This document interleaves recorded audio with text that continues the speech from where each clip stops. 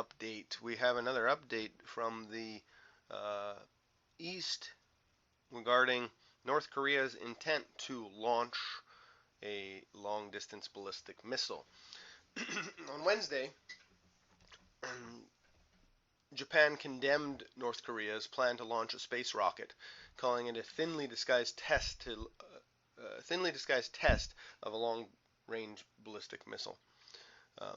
The government ordered the ballistic missile's defense warships in the Maritime Self-Defense Force, or the SDF, and the land-based Patriot Pack 3 rocket units to respond should projections show components falling in Japanese territory.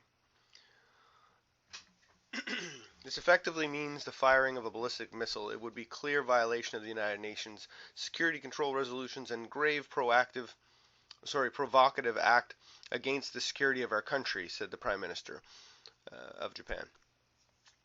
Japan is in cooperation with the United States and South Korea and will strongly urge North Korea to refrain from the launch. So on Tuesday night, last night, North Korea notified the International Maritime Organization that it plans to send a, quote, satellite into orbit February 8th and 25th. It said the launch will take place on one of those days between 7:30 a.m. and 12:30 p.m. Japan time. Now, as we've reported here on the Eyes Open Network, North Korea conducted a fourth nuclear test on January 6th. The planned launch is widely seen as both a test and a demonstration of its advances in rocketry. So, it seems to fall in line with the birth date of Kim Jong, February 16th, of the late leader. And I just think that the North Korea is yet again flexing some muscles to see how far they can push the envelope. Again, this is a very great opportunity for the U.S. to utilize a false flag opportunity, whereby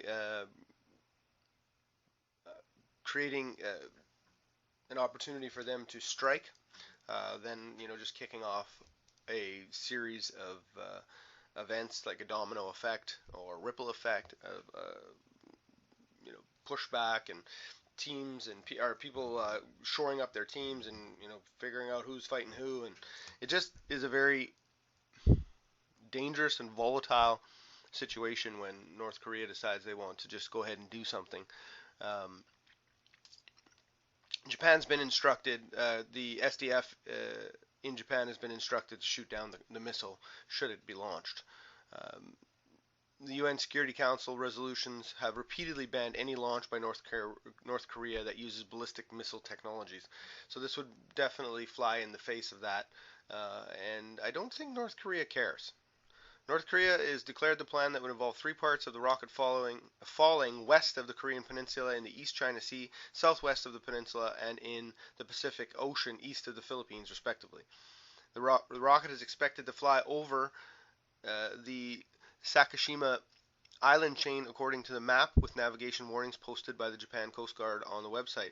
This is the same course that matches the ballistic missiles North Korea launched in December of 2012. So it does raise some red flags for Japan and its allies. Later on Wednesday, a high-ranking government official in North Korea may be preparing to launch the same type of missile as the one in 2012. A defense ministry white paper says that North Korea fired a variant of its Taepodong-2 ballistic missile at that time. The missile of this type can fly more than 10,000 kilometers if the warhead weighs less than a ton, said the defense ministry. The other concern, of course, is if North Korea develops long-range ballistic missiles using the technologies tested in the launches, the missiles could have ranges, and this is a quote, the missiles could have ranges that potentially reach the central, western, and other areas of the U.S. mainland, said Defense Ministry in a 2015 white paper. Meanwhile, Washington and Seoul have both condemned North Korea's plan. This another quote: international community would regard a step like that by North Korea as just another irresponsible provocation and clear violation of the international obligations, White House Press Secretary Josh Earnest told reporters on Tuesday in Washington. The U.S., quote again, the U.S. has worked closely not just with our allies in South Korea and Japan, but also with our partners in China and Russia to convey to North Korea the need to end their provocative actions. So there you go. There we have it.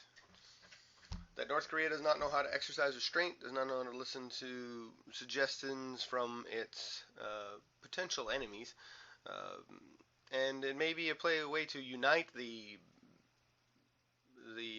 big superpowers.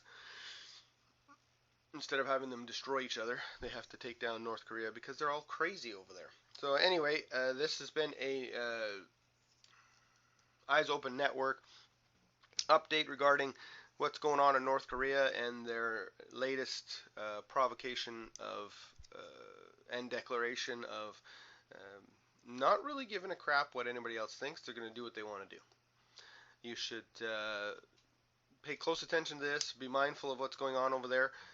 Leave some comments and some thoughts on exactly what you think and see is happening over there in North Korea. Let other people know. Here's where you can find some information. We'll talk to you soon. This information was come out of the Japan Times. We'll have yourself a great day. We'll talk soon. Bye now.